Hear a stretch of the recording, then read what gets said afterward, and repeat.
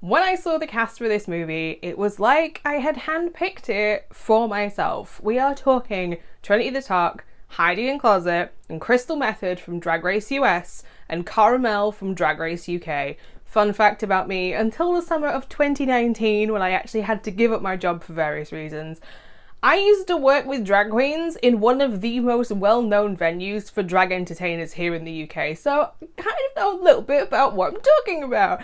My job description was along the lines of, if I wasn't there in the venue, the show wasn't happening because I did everything behind the scenes. So it's safe to say that your girl Hordes is a fan of a drag queen, and I am a big fan of supporting unknown and up-and-coming performers as well as your big name performers. So when I found out that there was a movie this year that came out about drag queens facing off against vampires in a dive bar in the middle of nowhere, of course I was gonna watch it. But if you don't know anything about Slay from 2024, let me quickly fill you in.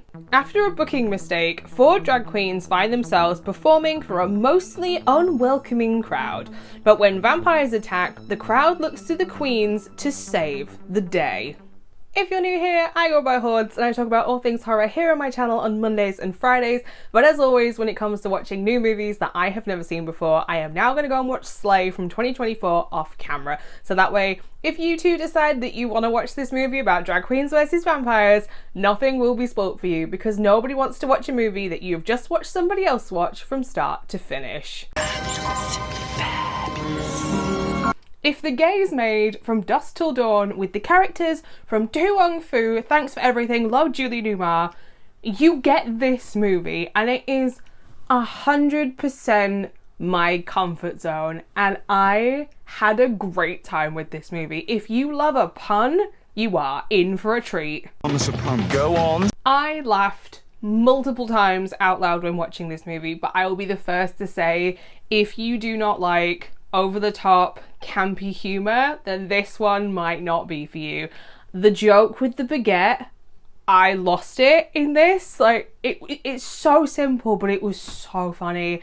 There is such a good mix in this when it comes to its humour. There is queer and drag culture, there is puns, there's over-the-top like violence and comedy, there is vampire tropes and the rules that they have to abide by, there's stereotypes for everybody that helps you establish who everybody is, there's makeshift weaponry going on, there's so much, but it all blends together to be this great mix of horror and comedy. There is even a Bianca Del Rio joke in this to do with boatneck gowns, and a part where Crystal Method is climbing through a vent in a full vinyl outfit, just squeaking the entire time. Like, if you've ever worn vinyl, you'll know it looks great, but oh boy does it stick to absolutely everything. It's so funny, and I have to give props to the character of Sheila in this, because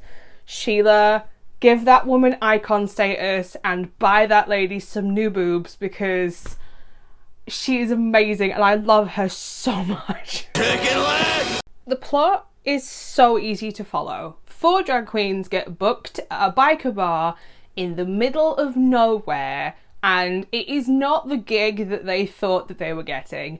The delivery guy that is on his way to deliver supplies to the bar is bitten by a vampire in broad daylight. They are taking things from multiple different vampire franchises. Like, they take the piss out of like Twilight in this, and I love that they just ripped Twilight a new one. There's Buffy the Vampire jokes in here, there's some Dusk Till Dawn jokes in here. Like, they just keep going, and the guy that gets bitten then turns up at the bar and all hell breaks loose, and there is this great mix of like violent deaths that are also fun and campy and over the top, and it's found this really good balance between being a horror and being a comedy. Like, you need both in a horror comedy, and this for me has absolutely nailed both of them. Like, if you are giving me a slow motion kiss that I have been waiting for in the middle of a fight sequence of all things, and I am buying what you're selling. Like, you've won me over.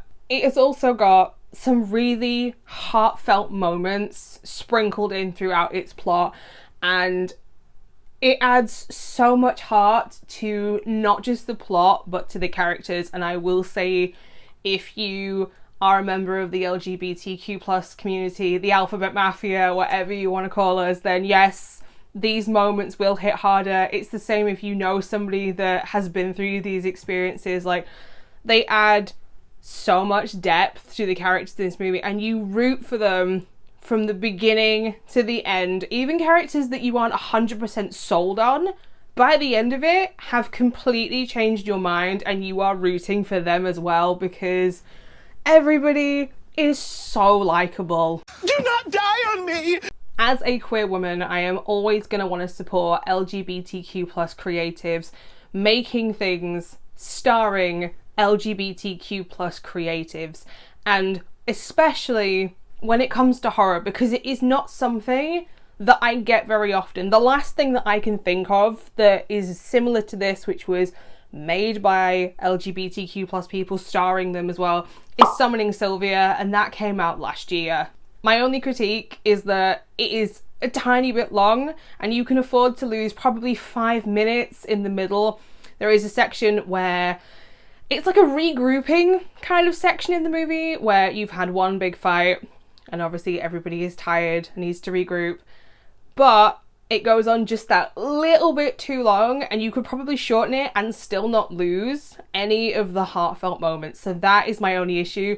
Maybe make it just that tiny bit shorter, and it will get rid of the pacing issue that is the middle section of the movie. When it comes to everything else, the acting is good, the soundtrack is great, I love a neon sign, and this movie has an abundance of them, so that makes me happy. And most of all, which is a big issue that I have in a lot of movies, the audio is leveled, and that makes me so happy that I didn't have to watch this movie and keep changing the volume up and down. Yes, I'm so happy. In the end, I am gonna give Slay from 2024 a 4.5 out of 5 stars, which is an incredibly high rating for me. My 5 stars are so rare, and for me to give a 5 stars for something, I have to have no issues whatsoever. And I 100% will rewatch this movie over and over again in the future, because it is so my tastes in its casting, in its style choices, in its music, its comedy. It is made for somebody that has my exact sense of humour and my exact taste. Now, I want the sequel, because right at the very end, they're like, oh, what if zombies come next time? Please make the zombie sequel. Please make the zombie sequel. Same queens, different queens, don't care. Please make the zombie sequel.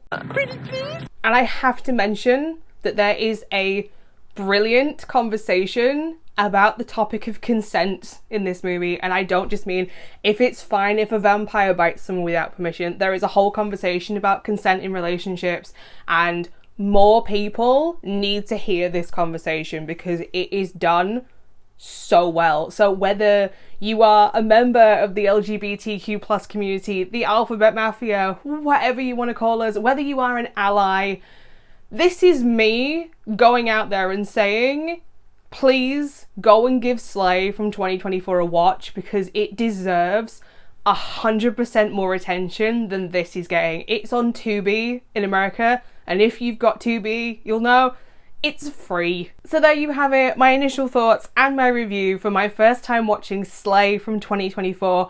If you have also seen this movie, I would love to know what your thoughts and opinions are down in the comments section down below.